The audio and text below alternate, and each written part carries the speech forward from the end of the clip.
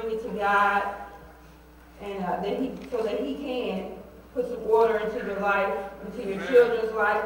If you don't want your children out doing all kind of crazy things, the Word lets us know that we bring up our children in the ways of God. When they are old, they will not depart from it. Amen. Amen. So it's very important. And it also lets us know that his son was a lunatic. You see a lot of lunatic spirits, amen, being pastors, just in everyday life, you know. We all would have a joke around here because we all worked in group homes. We say we got a spirit to draw lunatics. Because a lot of us work in the group home field. But before we started ministry, amen. And so it talks about the sun falling oftentimes into the fire and oftentimes into the water, which represents being sometimes hot, sometimes cold, in and out. So you can't make up your mind whether you want to serve God. One Sunday you're excited about God, you're great, you're hot. Then the next Sunday you sitting with your arms folded, and praising God, cold. So that represents that spirit. So that's why we went to Revelations where it talks about being lukewarm. Lukewarm is when you put hot and cold water together. Right. Come on. It's lukewarm. That's right. You don't even want to drink a glass of lukewarm water. Come on. So just know that if you're lukewarm, God will spew you, throw you up, spit you up out of his mouth. So that's what you would do if you drunk a glass of warm water. You would spit it out. You might want something cold. So in order to put God, make sure that you're not lukewarm in his mouth, then you ought to be able to bring things to Jesus. You ought to know that you need to, one, bring situations to Jesus. That's right. Amen. Bring your finances to Jesus. If you're in a situation, where you're going through financially and nothing else is working, you tried everything else. Come on. So try Jesus. That's right.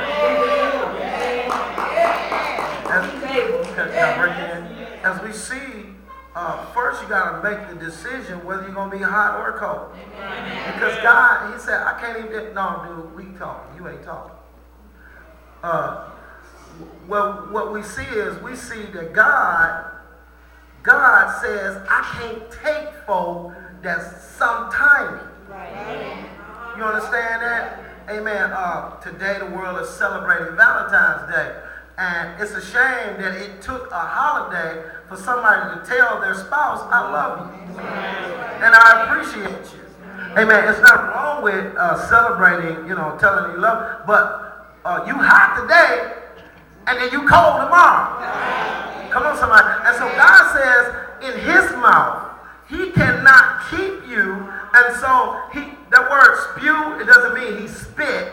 It means that he vomit. Amen. Praise the Lord God. Have you ever had, I hate to be gross, but have you ever had to do that? And you trying to hold it so you run it. No matter how hard you hold it, you can't. And so God in his mouth says, I have to regurgitate you. I have to, because you can't, you so sometime you won't make up your mind that I can't even deal with you. And so what we have to make up in our mind as Christians, and that we love God, we got to love him not only on Sunday, but you got to love him Monday, Tuesday, Wednesday, Thursday, Friday, Saturday.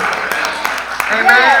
If you say you love God and you're faithful to God, then you got to be faithful to God every day. This is not, we can't just keep putting up this Sunday, Tuesday night show. Amen. Amen. Praise the name of God. And so God says, amen. Notice that how these scriptures parallel, and the young man is often falling in the fire. Yeah. Is there anybody in here that often falls in fire?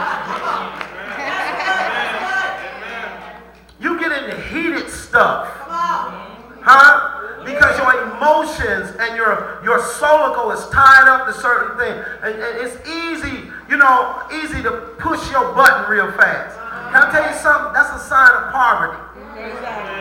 Wherever impoverished people are, the first thing they live off their emotions.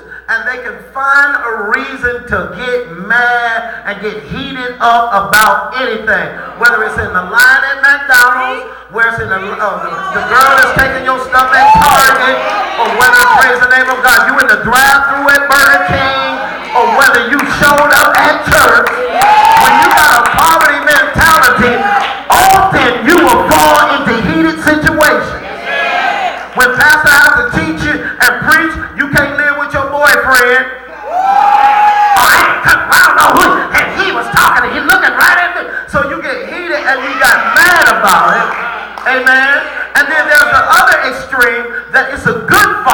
You on fire for God one week, and then the next week you're not.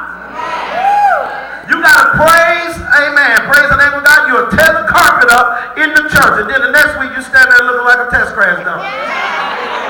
So oftentimes your emotions will get the best of you, and that will cause God to spew you out his mouth. God said, I want you hot, baby. I want you hot.